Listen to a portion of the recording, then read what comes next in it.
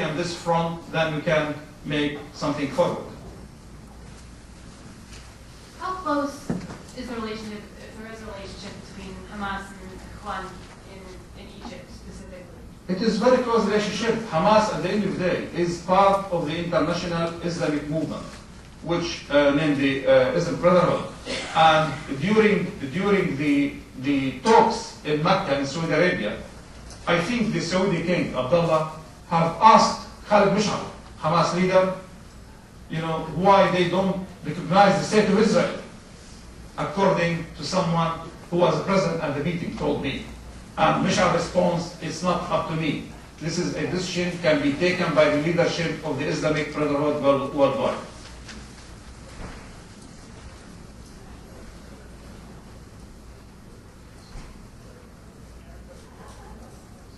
Given the number of settlements that exist around Jerusalem and then throughout the West Bank territory, and the importance of the control of water that the Golan Heights gives to Israel, what is the realistic evaluation of the UN resolution ever being implemented? I have visited West Bank and Gaza, and I believe strongly that only a fair and just solution can bring peace to both sides. Just to change the facts on the ground, building settlements, take advantage of the money and the force you have is not going to give Israel peace.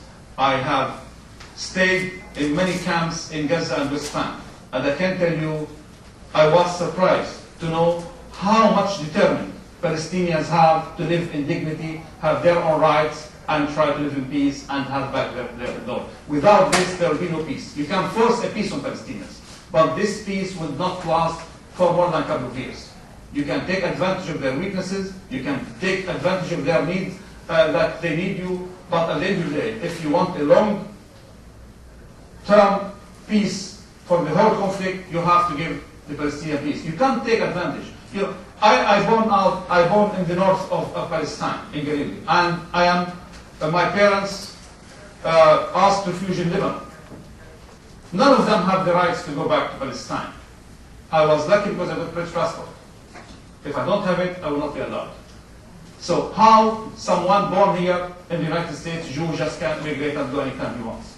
And I'm the one who, my parents, my grandparents, all of them, they know exactly how many years and what kind of parts of land they have.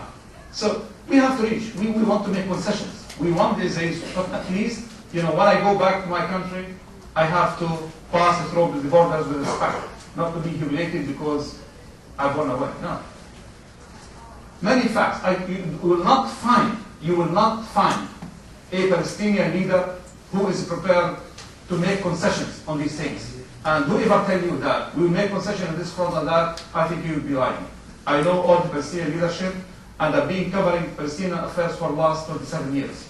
And I know exactly each one of them, how he thinks. I know of them, and I know they are very serious to reach peace with Israel, but they have peace with dignity. Peace which will give them the right to live proud, have a say in Jerusalem, part of their capital, and on the other fronts, have solution to other problems. Without this, there will be no peace. And you will not find a single Palestinian who would say, yes, I will do this behind the others. You will not find it. Not Abu Mazen, not Arafat, not any future leader. I actually was in Sharp in the West Bank myself just a week ago. And I would agree when you see the settlements on the ground that it appears to be a huge problem, but the question that seems even tougher in some respects is the right of return of refugees. What do you see? That seems to be one issue the Israelis I talked to would not even discuss. Curious, what's your thoughts about this? I am a refugee myself. I brought up in Lebanon. My parents or my brothers, my sisters, they never saw Palestine. I live in London. I've been living there for 25 years. I've got British passport, I've got Greece passport, but still, wherever I go, I say I'm Palestinian. Because I'm Palestinian, I'm not something else. I should have the right to go anytime. And I will not give this right to anyone, whoever it is. I consider myself moderate. I'm prepared to fight for peace and justice for all. I want to see for the suffering of everyone. And I want to live in dignity because I'm proud of myself and I will not allow anyone to behave in a different way. So it's easy to say things. For someone like me, and even you, I'm sure you would immigrate to anywhere in the world if you find that this is the place I want to work, or you got your job opportunity, or your kids have, or whatever it is, have the chance to be somewhere. People should have the right. We are living in this now open village worldwide. And, if I have the right to go and live in London and be maybe a British citizen after 5 years or to come here, why I shouldn't really have the right? What is this lead to? If I'm talking about an Israel as the most important democracy in the Middle East, where's democracy then? Anyone, this is discrimination. Anyone who lives, born up in Brooklyn can go next day and have Israeli citizenship, and I'm just born in that part of the world and I don't have the right even to visit. This is real nonsense. I think it's important to be, it is so easy for us. I think we should really shorten the period of suffering. It's so easy, let's say if I'm an Israeli, to start abusing the other, they're not serious. We have enough of this. And the more we just keep abusing each other, the more we prolong the suffering. We should go right to the point. We've been negotiating since 1990.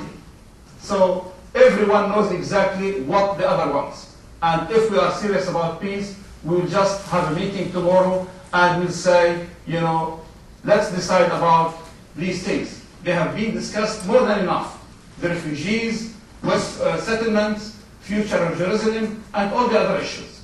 And I don't think there is a need for time, because the more you take time, the more you just have victims and innocent people killed from both sides. And we should stop it.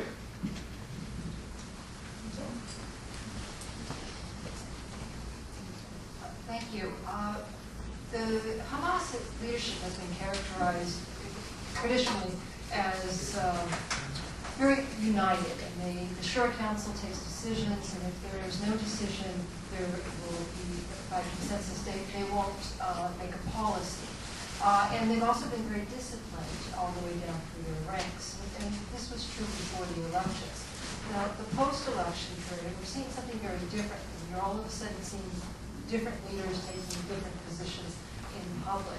And then most recently, we have this brokered ceasefire by the Hamas leadership that's not being implemented, not being adhered to by the foot soldiers on the ground. Could you maybe talk a little bit more of those internal dynamics within Hamas, its leadership and its discipline, and what those implications are for the future? Discipline, I think there's discipline. To see Hamas from last January till very recently not carried a single suicide bomb attack against Israel, this reflects discipline. To see that a ceasefire has been respected by Hamas, not by others, also working for so many months, this is discipline. To insist that Hamas, should recognize the state of Israel in this specific things, and many of them say, oh yeah, Hamas should recognize. But I would ask, and many Palestinians who are fully committed to peace with Israel would ask the same question. Why Hamas should recognize Israel? What's going to be the price for this? Hamas, they will say, we have recognized Israel for a long time, but we have not achieved peace. We've been negotiating since 1990. We still didn't get there. And one of my colleagues the other day, I was speaking in London at Chatham House, the Royal Institute, and he made a very good comparison. He said, it's like asking two couples to say, yes, we are committing for this marriage. But before you commit yourself to marrying someone, you would ask him if he's going to be loyal, if he snore, if he don't snore, then you say, I'll marry you. And Israel is rushing and saying, we want recognition. On which basis? Israel should give the Palestinian a clear indication about what is going to give the Palestinian in exchange for this.